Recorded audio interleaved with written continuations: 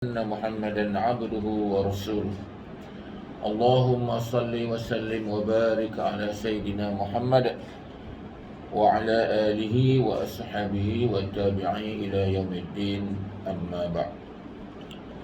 Alhamdulillah, kita panjatkan kesyukuran kepada Allah Subhanahu wa taala kerana Allah masih lagi memberi peluang untuk kita berada di dalam rumah ini.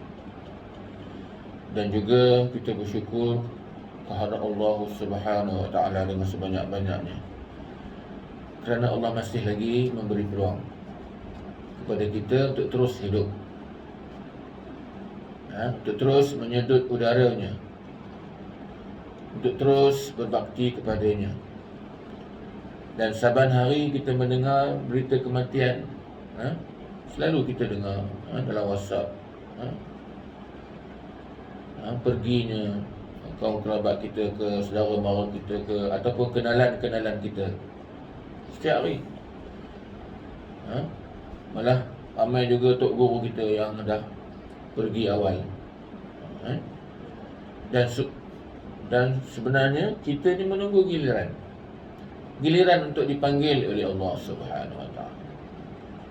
Dan yang pastinya kita menuju destinasi kepada Allah ni makin lama makin hampir. Bertambahnya umur kita, maka makin dekatlah kita untuk bertemu Allah Subhanahu wa taala. Jadi sementara kita masih lagi Allah beri peluang hidup ni, maka marilah kita mencari keridaan Allah, mencari hidayah Allah. Dan yang paling penting, mencari ilmu Allah. Ilmu Allah ni sangat penting. Kenapa ilmu itu sangat penting? Kerana dengan ilmu lah kita ditunjuk oleh Allah jalan yang betul. Tanpa ilmu, tanpa hidayah ini, kita tak akan dapat bertemu jalan yang diredai oleh Allah Subhanahu wa taala. Maka sebab itulah diwajibkan bagi setiap mukmin untuk datang mencari ilmu, datang mencari hidayah Allah. Rasulullah menyebut talabul ilmi faridatun ala kulli muslimin.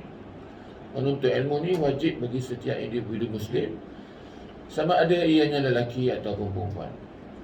Dan orang yang menuntut ilmu ni tak sama dengan orang yang jahil. Memang beza antara langit dan bumi, beza dia. Kerana orang yang berilmu ni, segala tindakan dia semuanya dia redai Allah, dia beri pahala.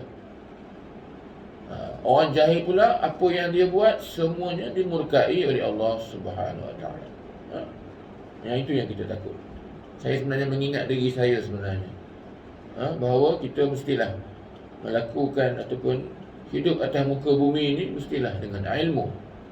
Kerana satu-satunya dengan ilmu sahajalah Allah menerima amalan-amalan kita yang telah kita lakukan. Tanpa ilmu, Allah tolak amalan kita. Ini yang kita takut. Auzubillah. Jadi pada pagi ini saya menggantikan Ustaz Ibrahim Istar yang tak sihat dikabarkan, tak sihat. Tu Ustaz Ibrahim Istar pun dah 80 umur, 80 lebih. Juga menunggu giliran. Kita pun menunggu giliran. Mudah-mudahan Allah beri kesembuhan kepada Ustaz. Jadi pada pagi ini saya tak baca lah bab semayang.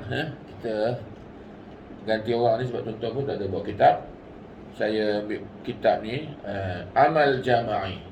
Tuan-tuan biasa kitab ni kan. Amal Jama'i ni tulisan Almarhum Haji Yahya Osman. Amal Jama'i, apa dia makna Amal Jama'i ni? Kita tengok. Dalam kitab ini, di antara babnya yang saya nak baca ni, iaitu mewujudkan budaya dakwah harakiyah di kalangan ahli ataupun di kalangan mukmin. Tuan-tuan, berdakwah ini merupakan fardu setiap individu. Jadi kewajipan kita ni kena berdakwah, bukan ustaz je. Berdasarkan hadis Rasulullah sallallahu alaihi wasallam, "Ballighu anni walau ayah." Pendek je hadis tu. Nabi menyebut, sampaikan daripada aku walaupun satu perkara yang kamu tahu. Bukan kerana dia ni belajar Mesir, kena dakwah, tak. dia ni ada PhD dalam bab hadis baru dia boleh dakwah. Tidak. Semua kita mesti berdakwah. Kepentingan berdakwah. Kerana bila berdakwah, barulah ajaran Islam itu, pengetahuan agama ini tersebar.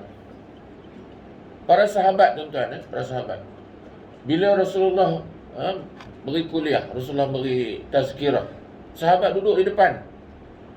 Dan bila dah selesai kuliah, sahabat akan balik ke rumah. Dalam perjalanan balik ke rumah, sahabat akan jumpa orang-orang. Bila jumpa orang itu, di situlah dia akan sampaikan. Tadi Rasulullah kata begini, Rasulullah kata begini. Maknanya dia tak ada tangguh. Apa yang dia dengar dalam kuliah, terus disampaikan. Ini dia ataupun sikap para sahabat bila dia terima apa benda ilmu yang diberi oleh Rasulullah sallallahu alaihi wasallam, terus sampaikan. Belum sampai rumah dia dah sampaikan. Dia jumpa orang ni, tadi Rasulullah kata ni sampaikan. Ini sikap. Jadi oleh kerana sikap sahabat ni menyampaikan apa yang Rasulullah sampaikan tanpa lengah-lengah, maka Islam tersebar begitu cepat. Itu rahsia dia. Hari ni kenapa ramai orang tak faham agama Islam? Ramai orang jahil. Bab semayang lah lagi lah teruk. Bab perjuangan lagi lah tak ada langsung. Bab siasah langsung tak tahu. Tak ambil tahu pula. Saya tak ambil tahu bab politik ni. Dan sebenarnya hukum bab politik ni, siasah ni wajib. Itulah perkara yang paling utama yang Rasulullah sallallahu alaihi wasallam bina. Rasulullah membina politik Islam yang mula-mula sekali. Apabila Rasulullah berhijrah daripada kota Mekah ke kota Madinah. Kalau dakwah macam biasa, orang sampai macam ni tak ada politik, Rasulullah dah buat dah. 13 tahun Rasulullah berdakwah di Mekah, tapi tak berjalan. Berapa kerat yang masuk Islam, berapa kerat yang menyokong Rasulullah, yang menentang lagi ramai. Ini kalau setakat dakwah ceramah macam ni je. Lalu atas perintah Allah, Allah mewahyukan kepada Rasulullah untuk berhijrah. Rasulullah berhijrah daripada kota Mekah yang penuh dengan pancaroba, gangguan dan sebagainya. Dan gangguan itu pula daripada kaum keluarga Rasulullah sendiri, kaum keluarga sebelah bapa dia, yang menentang Rasulullah. Pak saudara dia, Abu Jahalnya, Abu Lahabnya menentang.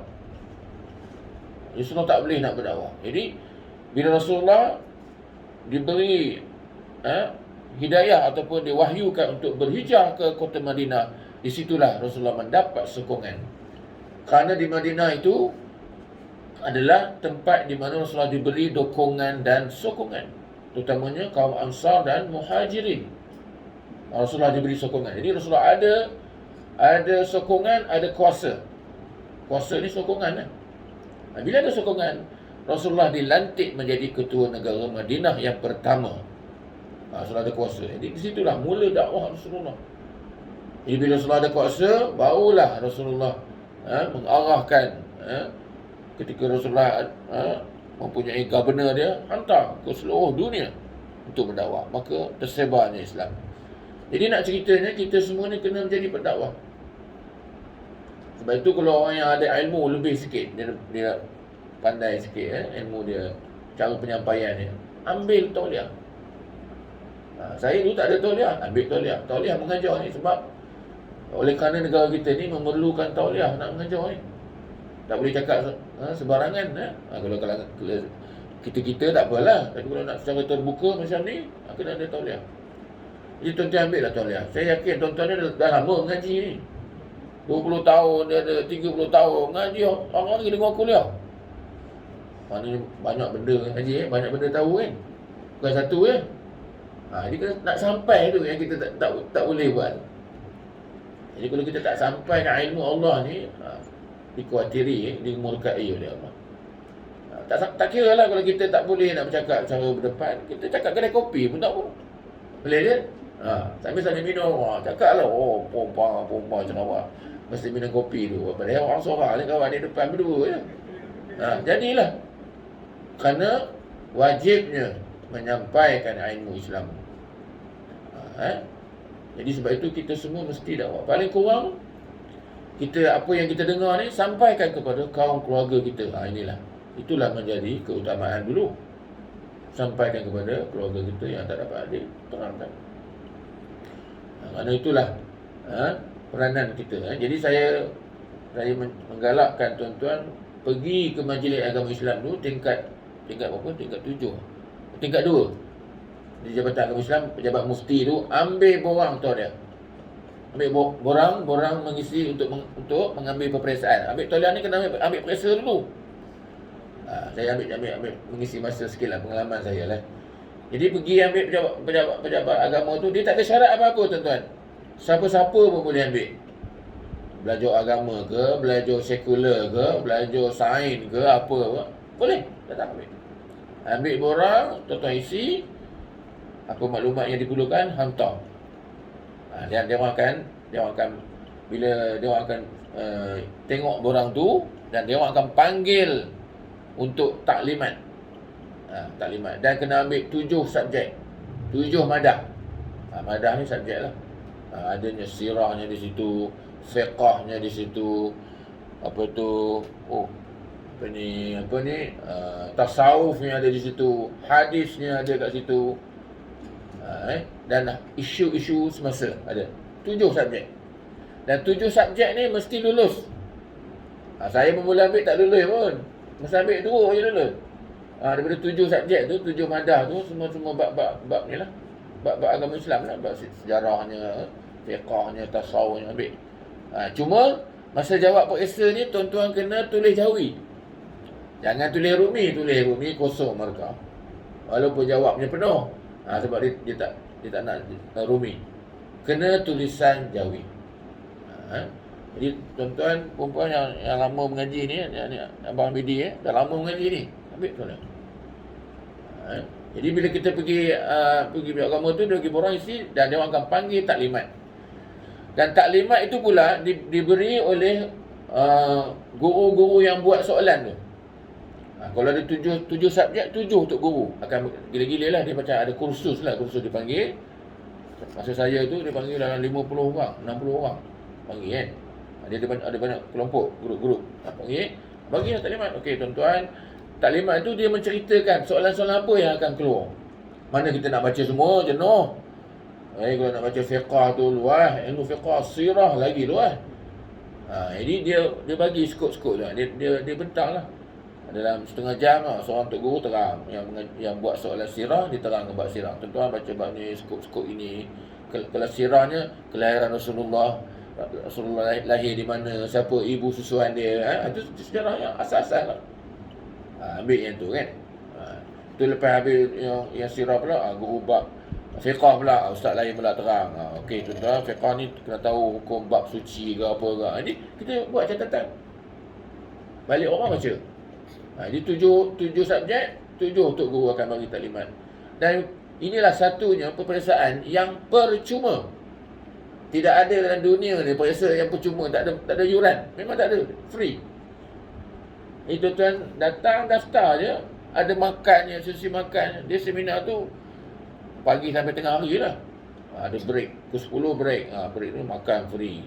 Sampai tengah hari pula, pukul 12 tengah hari, makan tengah hari pula, free. Itu baru kursus. Periksa pun sama juga, periksa 2 hari. Yang dululah sebelum PKP tu, periksa 2 hari, hari Sabtu dengan hari Ahad, sebab ambil hari cuti. Periksa pula ada makan minumnya, free. Memang mewah lah. Tuan-tuan daftar lah. Ada seorang ustazah, nak sebut nama dia. Dia dah ambil 30 kali dia ambil periksa, tak lulus lagi. 30 kali. Ulang tak lulus. Tak apa, akhirnya lulus juga. Lulus juga. Saya mula-mula ambil dua kali. 2 kali lah. Mula-mula 2 paper lulus. Dia dah lulus tak payah ambil dah. Ini ulang yang gagal. Yang kita gagal tu kita ulang sampai lulus. Payah ambil 2 tahun, 3 tahun juga baru lulus. Bukan sekaligus. Kalau orang yang pandai sekali lah. Ini saya 3 tahun baru lulus. Dah lulus, maknanya belum boleh ngajar lagi. Ngajar boleh lah, cuma belum official, belum lagi secara rasmi.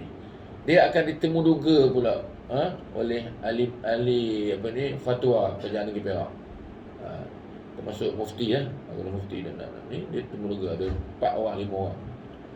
Saya dulu Ustaz Su'aiddin, di antaranya timbalan mufti Ustaz Zamri, dia antara temulega. Temulega tu dia nak tengok rupa kita je, itu je. Dia tanya sikit-sikit lah, tanya apa yang kita belajar tu. Jadi tuan-tuan, saya galakkan pergi ambil, tak ada apa syarat dia, hendak kan tak hendak ada 30 kali ambil, 20 kali ambil pun ada, 10 kali ambil pun ada. Akhirnya lulus juga. Jadi bila ada tauliah ni tak ada expired, dia tak ada tarikh due, tak ada tamat, tak ada. Lulus sekali sampai bila-bila pakai. Kecuali ada report kita mengajar ajaran sesat, dia tarik balik lah. Ada dulu ada 2 kes mengajar Syiah.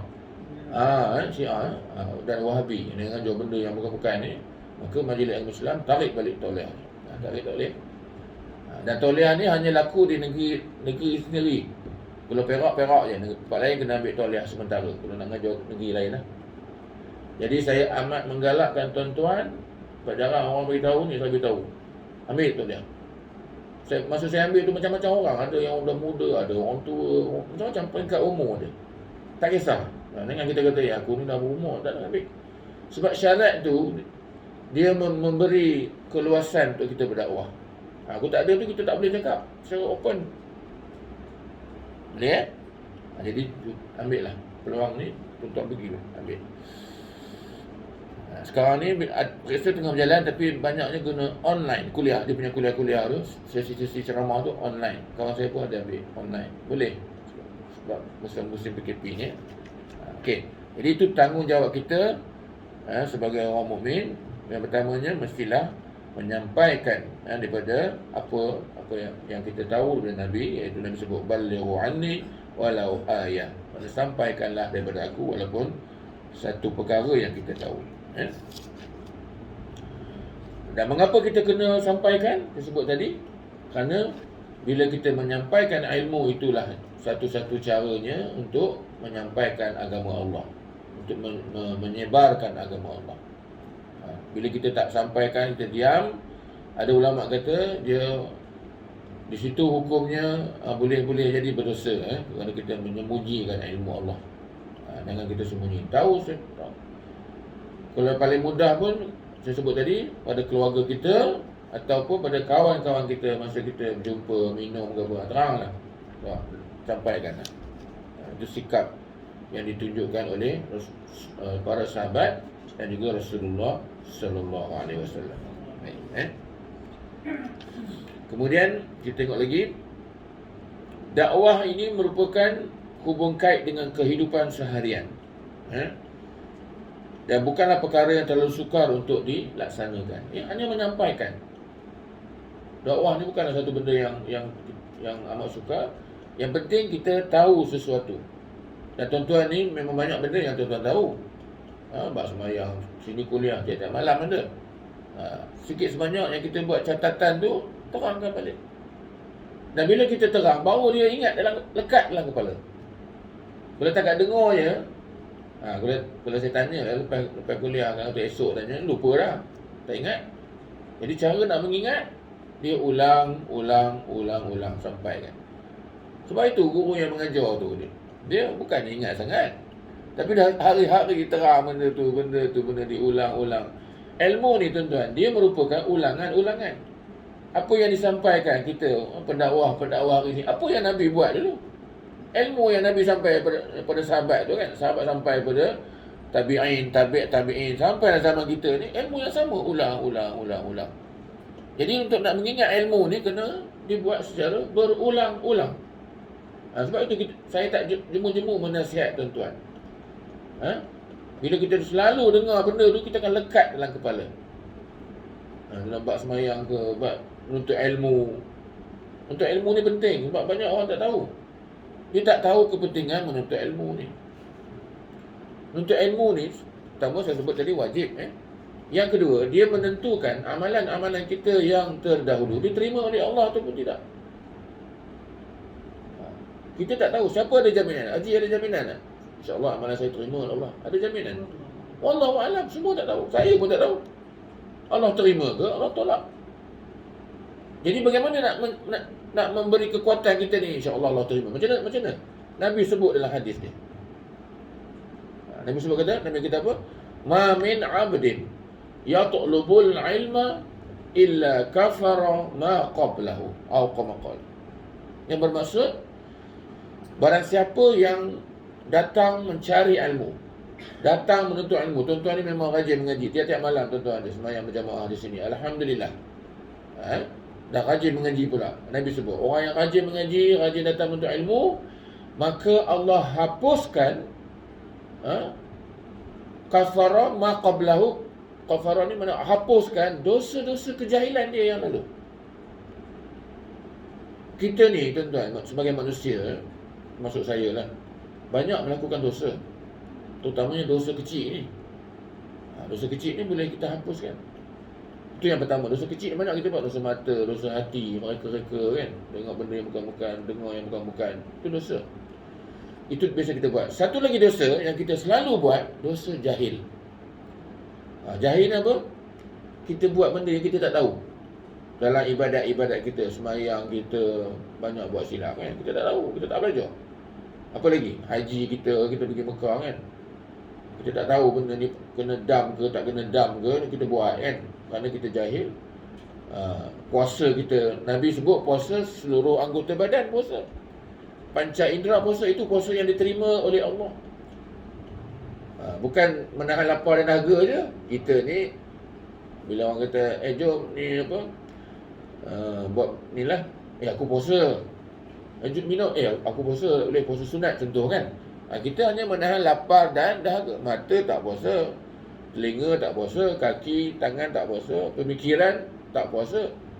Puasa yang macam ni tak diterima oleh Allah. Dia kena seluruh anggota badan. Nafsu kena puasa, fikiran kena puasa, buat benda yang baik, telinga dengar benda-benda yang baik. Itu maksudnya berpuasa seluruh anggota badan. Kita tak tahu kan, yang lepas-lepas banyak kita buat silap.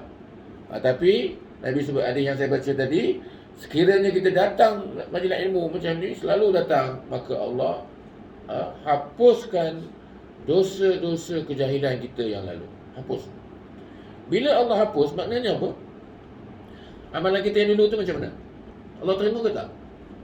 Terimalah. Bila Allah hapuskan dosa jahil kita yang dulu-dulu, maknanya Allah terima amalan kita. Bila Allah terima, maknanya kita walaupun salah, Allah terima dengan syarat datang menuntut ilmu. Itu syarat paling ketat. Sebab itu orang yang tak datang majlis ilmu ni dosa besar tuan-tuan. Kerana dia bila tak datang majlis ilmu, dia jadi jahil.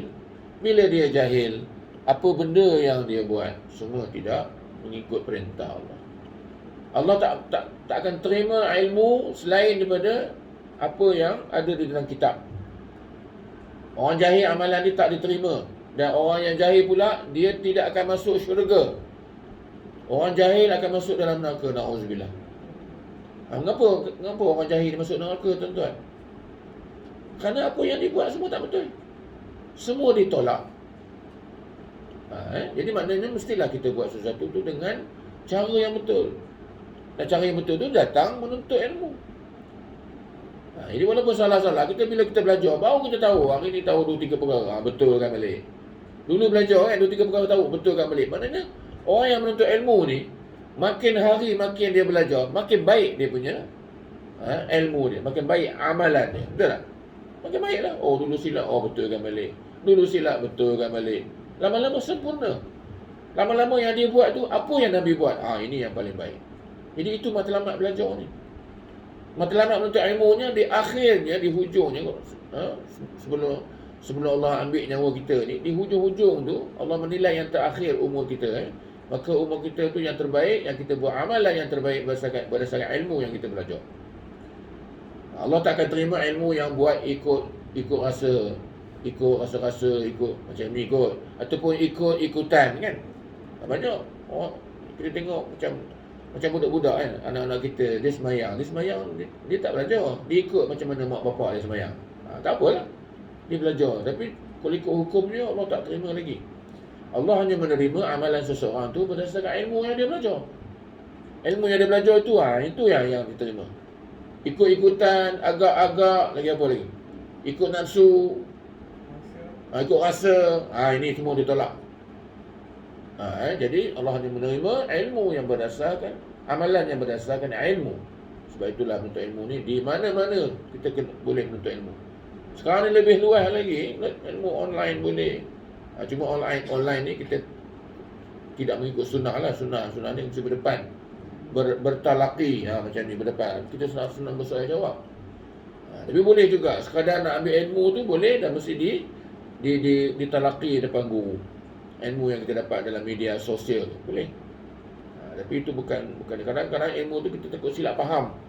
Kita dengar video ke, tengok silap faham, kita faham macam ni, ada salah. Jadi bila boleh sebagai, tapi kena dibetulkan ataupun ditalaki yang di depan tu. Jadi mesti kita menjadi pendakwah. Baik, langkah pertama yang patut dilakukan supaya dakwah dapat diwujud di kalangan umat Islam ialah menggalakkan menuntut ilmu. Ini salah satu daripada cara kita nak dakwah, menuntut ilmu. Kadang-kadang kita boleh buat usrah. Usrah ni maksudnya keluarga, tuan-tuan. Boleh buat di kalangan anak-anak kita, keluarga kita. Buat sekejap je. Dan kita nak sampai ilmu tu pula, ilmu yang kita dengar dalam kuliah kita, kuliah maghrib. Kita dengar tu guru mengajar kan. Bab apa? Bab niat hati ke, bab tasawuf ke. Kita tahu kan, menarik kita dengar tu. Balik rumah panggil anak-anak macam ni. Ni ayah nak cerita ni. Kita dalam hidup ni kena begini, terangkan anak. Dalam 5 minit dah. Ingat ayah sebut ni dah. Surai. Tu bila-bila lagi jumpa lagi time makan sampai kan. Kita jangan buat Ini cuba kita dapat ilmu, time makan, time bersama-sama keluarga tu buat. Itu kerana dia menjadi kewajipan. Jangan tuan-tuan hanya menuntut ilmu je, dengar je. Ramai dengar 20 tahun, 30 tahun dengar, tapi tak ada sampai. Diam, balik rumah diam. Ada kawan-kawan diam. Ilmu ada tapi tak nak cakap, tak nak sebut. Jangan kita kata, aku ni tak pernah cakap. Allah tu kan Maha Adil. Dia kata setiap orang ada peranan dia, yang boleh buat kerja, betul. Tapi dakwah tidak ada pilihan, semua wajib. Baik dia tak tahu cakap ke, tak tahu cakap, dia buat cara lain. Dia tak tahu cakap di depan ni je, tapi kedai kopi dia lah hero. Kedai kopi kan, buat kedai kopi sebab berdua je. Kalau bertiga, berempat, mungkin dia cuak juga dah 3-4 orang kan. Kalau seorang dah boleh dia pumpang seorang dia, tak apa, boleh. Jadi setiap orang ada kaedah penyampaian. Ada yang pandai menulis, tulis dalam WhatsApp, tulis send, dakwah. Pengajaran kuliah hari ni menerangkan apa fadilat, terang, itu dakwah. Dan yang penulisan ni, selagi orang baca kita hantar tu, selagi itulah amal jariah kita. Allah Akbar. Tu orang yang menulis ni. Sebab itu kalau kita lihat pejuang-pejuang ataupun yang pendakwah lah khususnya, dia banyak menulis kitab. Kitab ni banyak, dia meninggalkan kitab. Dia dah meninggal lama dah, kitab dia berjalan. Orang baca kitab dia, pahala dapat. Apa yang saya sampaikan kepada tuan-tuan, tuan-tuan amalkan. Penulis kitab ni pun dapat. Itulah dakwah ni, dia multi level yang paling untung dalam dunia. Multi level ni orang berniaga paling untung ni lah dia, sampai benda-benda ni. Orang amalkan yang baik dapat amal jariah kita. Jadi sebab itu kita jangan abaikan. Jikalau kita memperhalusi perkara-perkara berkaitan dakwah, maksudnya kita perlulah mencari jalan bagaimana sekiranya ada halangan-halangan dalam dakwah itu. Kadang-kadang kita nak berdakwah ni memang ada halangan. Syaitan lah yang menjadi penghalang utamanya. Dia kata janganlah cakap, lupalah ilmu tu, lupalah, jangan malas, beratlah mulut, nanti kamu salah lah, apalah, itu. Syaitan akan main peranan supaya kita ni tidak berdakwah, diam. Kerana bila dakwah ni menyebarkan agama Islam ini, syaitan akan jadi marah. Di dalam semua hal, apatah lagi di dalam bidang dakwah, kita jadikan Rasulullah sallallahu alaihi wasallam sebagai contoh. Dalam dakwahnya, Rasulullah sallallahu alaihi wasallam memulakan seruannya kepada isterinya, anaknya, orang bawah jagaannya. kawan sekerja dengannya, kemudian kepada keluarganya dan jirannya. Mana uslub dakwah ni kepada ahli keluarga dulu yang paling utama. Tuan-tuan tak dakwah pada orang luar pun tak apa. Anak isteri ni kita dakwahi dulu. Ini dari segi susunan dia. Kepada isterinya, anaknya, ini yang Nabi buat. Orang bawah jagaan dia. Dulu ada hamba kan? Hamba. Dakwah pada hamba tu. Sama kita tak ada dah. Kawan sekerja kita, kawan dalam kuliah ni, sampai kan? Mungkin kita dah dengar kuliah ustaz lain, sampai pada kawan kita yang tak dengar tadi. Keluarga, jiran kita, lepas tu barulah pergi kepada jiran sebelah. Jiran itu urutan ni. Inilah budaya dakwah Rasulullah sallallahu alaihi wasallam. Kita bagaimana? Penulis dia kata, kita macam mana? Kita buat tak? Ramai kita terlepas pandang, tuan-tuan. Dakwah ni, hukum ni wajib. Sama wajibnya belajar. Dah belajar, sampaikan. Sebab orang yang belajar ni, dia mesti ada ilmu. Haji Amir umpamanya lama belajar. Zaman ayah saya dia dah untuk ilmu dah. Banyak ilmu dia, cuma dia tak nak ke depan. Dia boleh ke depan ni, boleh dia untuk guru. Gaya pun untuk guru. Boleh. Cuma ambil tauliah tu. Tauliah ni sebagai lesen. Tidak orang ni pula. Jadi menjadi kewajipan. Abu Bakar sebaik saja memeluk Islam, dia turut cara Rasulullah sallallahu alaihi wasallam. Abu Bakar telah menggunakan hartanya dengan membeli hamba-hamba yang masuk Islam, kemudian membebaskan hamba terenaya kerana memeluk agama Islam. Jadi orang yang tak boleh nak berdakwah, dia tak pandai, dia buat cara dia ada duit yang banyak, dia infak kepada majlis ilmu ke. Sebab tu bila kita tengok banyak orang suka bersedekah kepada institusi agama ni. Pondok, bagi dia pondok kan. Duit yang kita bagi tu, apa yang pondok tu buat, kita dapat pahala dia. Jadi kita bersedekah. Dan sedekah ni mengalir di antaranya tiga amalan yang bila matinya anak Adam, maka tiga amalan yang akan berjalan. Pertama apa dia? Sedekah jariah kan. Yang kedua, ilmu yang bermanfaat. Ni ilmu ni. Sebab tu ilmu penting. Ilmu yang kita tahu sampaikan manfaat. Ini benda tak akan berjalan. Jariah ni maknanya mengalir. Sedekah jariah tu maknanya bahasa Arab maknanya mengalir. Jadi bila kita dah mati pun pahala dia mengalir masuk dalam kubur kita. Itu yang kedua. Dan yang ketiga, anak yang soleh. Yang mendoakan kepada kedua ibu bapa. Kita boleh dapat anak yang soleh dengan syarat kita dulu soleh. Kita mendoa mak bapak kita, kita jangan lupa, jangan putus. Hari-hari lepas sembahyang doa kepada mak bapak, ya Allah, ampunilah Allah. Allahumma ighfir lana dhunubana wa liwalidina warhamhum kama rabbawna shighara. Doa tu jangan tinggal. Ada ulama kata, kalau kita nak berdoa kepada Allah, kalau tak masukkan doa mak bapak kita, doa kita ditolak. Masya-Allah. Pentingnya doa mak bapak. Masukkan dalam tu. Barulah kita doa-doa lain. Kita nak sembahyang tahajud umpamanya kan, ataupun sembahyang hajat, masukkan doa mak bapak nombor satu. Dah tu barulah minta hajat yang lain, baru minta mak bapak dulu kita kena tolong. Jadi kalau itulah amalan kita selalu kita buat, doa mak bapak kita, insya-Allah dalam ramai-ramai anak-anak kita tu mesti ada yang doa untuk kita pula. Bila kita dah meninggal tuan-tuan, apakah harapan kita? Orang yang hidup lah, kita dah mati, dah putus dah amalan, nak buat apa pun tak boleh, kita dah duduk dalam kubur kan, pahala dah tak ada dah. Jadi amalan orang hidup tu lah, anak kita, amal jariah masa kita hidup dulu, sedekah kita, yang kita bayarkan, perjuangan kita. Satu lagi, berjuang ini juga amalan jariah. Amal jariah yang paling besar di antaranya adalah memperjuangkan agama Islam. Dan hari ini pun kita tengok di mana-mana negara umat Islam ada jamaah Islam.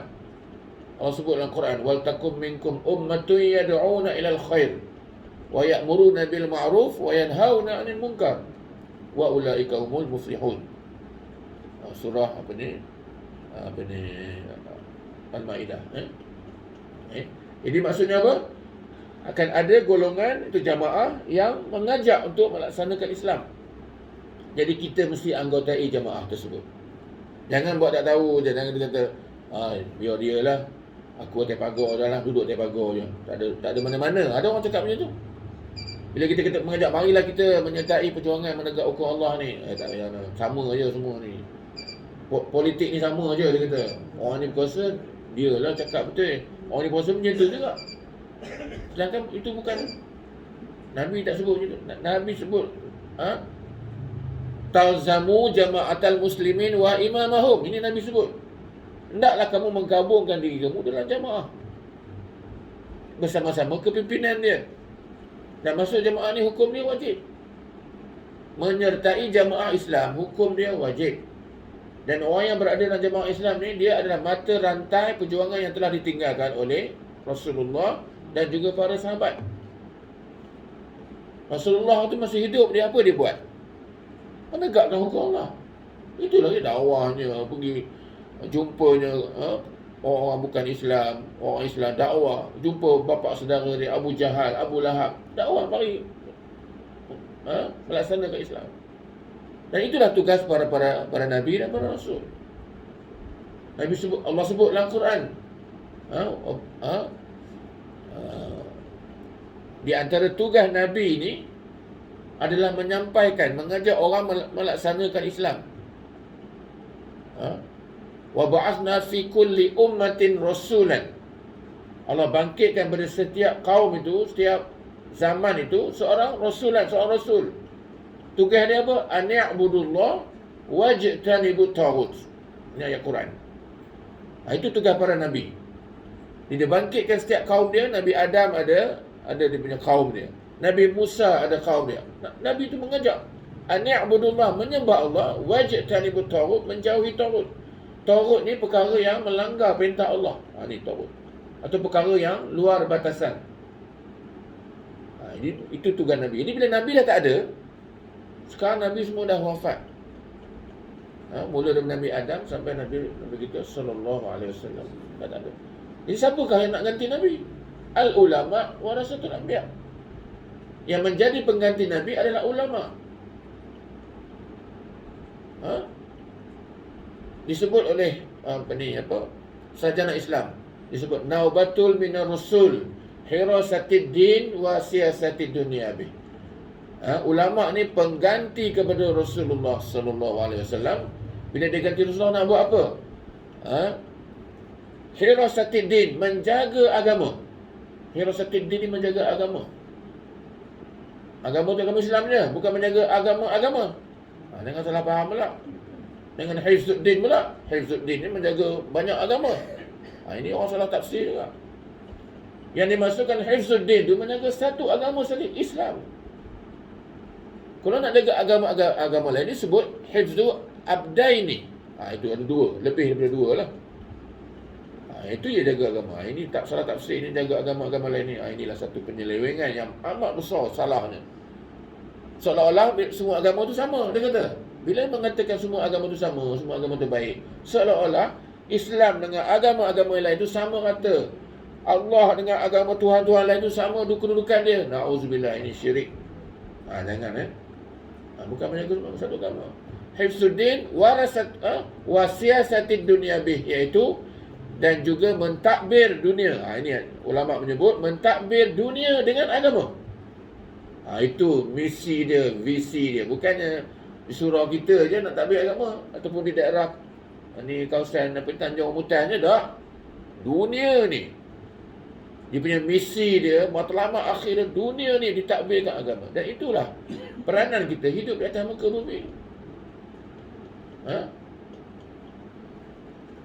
Wa ma khalaqatul jinna wal insa illa liya'budun. Tidak aku jadikan jin dan manusia ni, Allah kata, melainkan untuk ibadat kepada aku, untuk mematuhi perintah aku, untuk melaksanakan segala arahan-arahan aku. Itu makna dia. Jadi kita bekerja, berkeluarga ni sampingan je, cabang je. Bukan usul. Kita berkeluarga ni kerana nak berdakwah. Itu ingat. Kita bekerja, dapat duit, dapat gaji, dapat duit, dapat harta, ada kereta, matlamat nak berdakwah. Itu nombor satu. Bukannya aku ni nak kaya ni, nak masuk skim tu, skim ni. Itu matlamat dia. Na'udzubillah. Itu bukan matlamat. Itu sebagai membantu kita untuk melaksanakan perintah Allah. Ada gaji, ada anak yang berjaya, contoh, ada harta, ada kereta, ada rumah. Itu sebagai alat. Bila ada rumah, kita senang selesa duduk, kita sihat, kita boleh dakwah. Ada duit banyak, boleh guna duit itu untuk berdakwah. Ada anak yang berjaya, anak bagi duit ke apa ke sebagainya, untuk berdakwah. Ada motor, ada kereta, senang pergi dakwah, senang menuntut ilmu. Itu matlamat utama. Allah sebut dah. Wa ma khalaqtul jinna wal insa illa liya'budun. Itu matlamat kehidupan kita. Jadi maknanya kita kenalah terus berdakwah. Satu. Abdullah bin Mas'ud meriwayatkan dengan katanya, kana Rasulullah sallallahu alaihi wasallam yata'ahaduna bil Quran, bahawasanya Rasulullah sallallahu alaihi wasallam memuliakan kami melalui bacaan Al-Quran. Mana Al-Quran adalah salah satu daripada ilmu yang perlu disampaikan. Maka kitab ilmu yang paling tinggi, yang paling utama adalah Al-Quran. Kemudian Al-Hadis. Jadi apa ilmu yang kita sampai, yang kita belajar selama hari ini, semua daripada Al-Quran dan Al-Hadis. Sahabat-sahabat Rasulullah sallallahu alaihi wasallam semuanya mengaji Al-Quran, membaca Al-Quran, mengajar Al-Quran. Bagaimana melakukan solat, cara mereka melakukannya adalah perhubungan secara fardi. Kerana dakwah fardiyah lebih banyak daripada dakwah jamaahiriyah secara umum. Fardiyah ni maknanya seorang-seorang tu lebih baik. Dakwah cara ramai macam ni baik juga, tapi yang paling utamanya secara one by one. Fardi ni seorang-seorang. Itu dakwah paling baik. Sebab dia ada kesan dia. Tengoklah para malaikat, para sahabat-sahabat sahabat. Sahabat ni, kalau tuan-tuan tengok, bila dia meninggal, dia tak meninggal di negara dia. Betul? Dia meninggal di seluruh dunia, para sahabat Rasulullah. Seluruh tempat dia ada. Di utara, di negara-negara lah. Dekat China ada sahabat meninggal, ada kubur sahabat kan? Di mana lagi? Seluruh dunia lah, pendek kata. Kenapa dia mati kat situ? Tak mati tempat dia, tempat tinggal dia. Kerana dia berdakwah. Itu prinsip. Maknanya di mana kita mati, di situlah kita tanam. Tok Guru kita, arwah Tok Guru kita, Dr. Harundin kan, dia meninggal di mana? San Francisco, Amerika Syarikat. Tak tergambar, dia pun tak tergambar aku meninggal kat sana. Kerana dia ada misi dakwah kat sana, meninggal. Tak payah bawa balik. Kita ni, orang kita lah khususnya, nak bawa balik juga. Senang nak ziarah tak. Bila bawa balik, menyeksa jenazah. Jangan. Sebab itu wasiat lah. Kita pergi mana-mana haji, mati di sini tak, ni Tanjung meninggal sini lah, tak payah balik kampung. Tu sini. Sebab di mana kita berada, di situlah.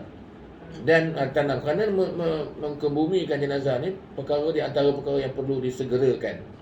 Ada 6 perkara yang perlu disegerakan, iaitu mengkebumikan jenazah, anak perempuan untuk dikahwinkan segera, hutang perlu dibayar, hutang lagi.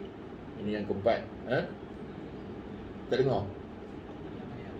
Semayang perlu disegerakan. Allah amat menyukai semayang. Saya ulang balik. Ada 5 atau 6. Maksudnya mengkebumikan jenazah perlu segerakan. Anak perempuan untuk dikahwinkan segera. Orang nak orang Minang, jangan tahan-tahan. Tengok okey dia semua, akhlak semua ada, ilmu ada, apa semua, agama penting ada, teruskan. Semayang perlu disegerakan. Hutang perlu segera. Hutang kita ni banyak sangkut hutang ni. Hutang kalau tak bayar, amalan tergantung. Allahu Akbar. Sembahyang tahajud kita semua tergantung, tak naik kerana ada hutang. Dan hutang ni pula, kalau hutang individu, kita boleh, keluarga kita ni kan langsai kan, takut hutang kita dengan bank, yang keluarga kita tak tahu kan. Mak bapak kita tak tahu kita hutang seorang-seorang, kita meninggal contoh. Sebab tu hutang ni kena beritahu anak, beritahu keluarga. Ya ada hutang yang ni, kamu ingat ayah tak ada tu kamu bayar kan. Kau tak bayar hutang, amalan tergantung, tak sampai, tak naik. Sebab tu hutang ni memang kapitalis punya rancangan ni, perancangan musuh Islam. Dia tahu orang Islam ni kalau dia berhutang, amalan ni tergantung. Orang kafir pun tahu juga, dia belajar agama ni tapi nak merosakkan Islam. Baru 4, satu lagi apa? Memohon maaf Minta maaf kan? Ya, mana kita kalau buat salah dengan orang, segera minta maaf. Jangan simpan-simpan. Memohon maaf. Kalau kita ada salah ke, tak ada salah pun minta maaf tak apa. Sebab itu sikap Nabi. Nabi bila dia nak tidur, dia akan maafkan semua orang. Maafkan. Kita biar terbuka, hati yang terbuka. Jangan kita berdendam, jangan berdengki. Ya. Itu di antara 5 je lah. Perlu disegerakan. Ya. Jadi dakwah yang terbaik fardiyah. Fardiyahnya secara individu. Dalam hal semua ini hendaklah merenungi firman Allah, a'udzubillahi minasyaitonir rajim, laqad kana lakum fi rasulillahi uswatun hasanah liman kana yarjullaha wal yawmal akhir wa dzakarallaha katsira. Sesungguhnya pada diri Rasulullah itu contoh tauladan yang terbaik bagi kamu yang mengharapkan keridhaan Allah dan percaya kepada hari kiamat. Nabi lah contoh yang paling baik yang perlu kita ikuti. Okey, jadi saya rasa majlis inilah Nabi yang terbaik. Jadi kesimpulan dia, kuliah yang kita dapat pada pagi ini, dakwah ini merupakan suatu kewajipan setiap individu, bukan ustaz je. Hari ni orang kata ustaz lah dakwah, ustaz lah doa. Saya tak tahu, tak boleh senang macam tu. Kita semua kena berdakwah. Kerana sikap sahabat-sahabat begitu. Sahabat bila apa yang Nabi sebut, sebelum sampai rumah dia balik, sahabat balik rumah, dia jumpa orang khabar. Ini Rasulullah disampaikan, balighu anni walau ayah. Itu pertama. Jangan lupa. Dan bila nak berdakwah ni, kita walaupun tahu satu benda je, dakwah. Dan yang paling utamanya keluarga kita. Bukan orang lain, keluarga dulu. Jangan utamakan orang lain. Utama orang lain dah tak ikut susunan dia. Keluarga dulu. Dah habis keluarga, barulah pergi berjiran, barulah pada kawan-kawan dan sebagainya, masyarakat umum. Begitu Dan dakwah inilah saya sebut tadi, amal jariah yang paling besar. Sebab itu orang yang berjuang agama ni, ustaz-ustaz ke, Rasulullah sendiri, sahabat, semuanya menyampaikan agamanya dan amal jariah yang paling besar. Kerana orang menyampaikan agama ni, selagi orang tu amalkan, dia dah mati lama dah, dapat pahala dia. Yang tak boleh berdakwah, cakap tak tahu, sedekahkan duit. Orang yang dia ada duit sikit banyak ke sikit, yang penting sedekah. Kerana Nabi menyebut di antara maksud dia, orang yang mempermudahkan satu perkara itu, dia juga dapat amalan tersebut. Dulu saya dah sebut satu cerita, ingat tak? Yang akhir sekali penutup. Seorang ibu yang kematian 2 orang anak. Dulu saya dah sebut dah, ulang balik. Ulang-ulang tak apa. Ilmu ni ulang-ulang sebenarnya. Tuan-tuan dengar ni memang ulang. Dulu ustaz lain tu benda yang sama juga benar. Jadi bila kita dengar selalu, kita lekat terus. Ingatlah kepala. Seorang ibu mempunyai 2 orang anak. Seorang anak ni belajar agama. Yang sulung ni belajar agama lah. Orang belajar agama ni paling besar pahala dia. Kerana dia belajar fardu ain. Okey. Yang sulung yang nombor 2 ni dia bukan belajar agama, dia seorang peniaga. Jadi anak yang pertama meninggal kan. Bila meninggal, nak kebumikan tu, orang yang penggali kubur tu, dia sambut jenazah tu, dia tercium bau yang wangi dan dia nampak dalam kubur tu sangat terang, sangat cantik pemandangan dalam kubur tu. Jadi mula-mula peniaga kubur ni dia macam terkejut lah. Dia kata, lepas tu tak apalah. Dia tanya mak dia, kena ni apa amalan anak kamu ni? Dia kubur tu cantik, wangi kan. Dia kata penggali kubur. Lalu ibu dia kata dia ni belajar agama. Oh, belajar agama. Jadi maknanya pahala besar untuk ilmu agama. Jangan kita kata ilmu agama ni hanya belajar bab agama je. Sains pun ilmu agama juga. Jangan kita asingkan. Hari ni, dululah zaman-zaman penjajah, dia asingkan sekular. Sekular maknanya belajar agama, pondok, kampung-kampung. Belajar sekolah orang putih di bandar-bandar. Ini sekular. Agama, belajar agama, belajar sains teknologi itu agama juga, agama menyuruh. Cuma belajar agama ni fardu kifayah. Ilmu sains ni fardu kifayah. Yang menjadi matlamat utama, ilmu fardu ain itu nombor 1. Semua orang wajib belajar fardu ain. Bantu kita tengok zaman-zaman kegemitan Islam kan. Ibnu Sina, dia pakar hadis, dia juga pakar sains, dia juga merujukan kepada ilmu kedoktoran ni. Ibnu Sina dia hafal Quran. Ini pendidikan Islam. Kita ada asing kan. Aljabar, ini ilmu matematik, dia juga ahli matematik, dia juga ahli agama, dia juga pandai tafsir dan sebagainya. Ilmu tu begitu. Jadi belajar agama boleh, yang apa ni belajar ilmu agama apatah lagi lah. Jadi maksudnya itulah, kita, itu anak yang pertama kan meninggal. Kemudian mati pula anak dia yang kedua. Yang kedua, dia tu juga tanam penggali kubur yang sama, maka dia turun dalam kubur, bau yang wangi. Dalam nampak cantik pemandangan di tempat ni, penggali kubur tu nampak mata dia. Dalam tempat yang tak pernah tengok dalam kubur tu kan. Lalu tanya ibu dia, "Ni anak kamu yang kedua ya?" "Ya, kedua meninggal." "Apa dia punya kerja dia?" "Dia ni meniaga je. Dia tak belajar agama. Tapi dia selalu memberi duit kepada abang ni. Abang dia belajar tak ada cukup duit, dia belajar. Dia hantar belanja. Rupanya orang yang kita yang bantu orang menuntut ilmu ni, pahalanya sama. Allahu Akbar. Sama macam abang dia belajar agama, dia tak belajar agama adik ni, tapi dia bagi duit je, dia pun dapat pahala yang sama. Itulah rahmat Allah. Kita jangan kita risau lah tuan-tuan. Kita menyumbang sesuatu kerana ilmu tu, kita pun dapat juga. Saya yang mengajar tuan-tuan kan, tuan-tuan dengar, tuan-tuan amal, dapat pahala macam mana saya mengajar juga. Bukan kata ustaz boleh lah banyak ilmu, saya tak ada ilmu. Bukan. Tuan-tuan datang dengan syarat sampaikan ilmu tu. Tuan-tuan bantu majlis ilmu ni, orang yang buat ni buat air ni. Ni apa Haji Amir buat air kopi ni. Orang sejuk lah kopi ni, kena berhenti awal.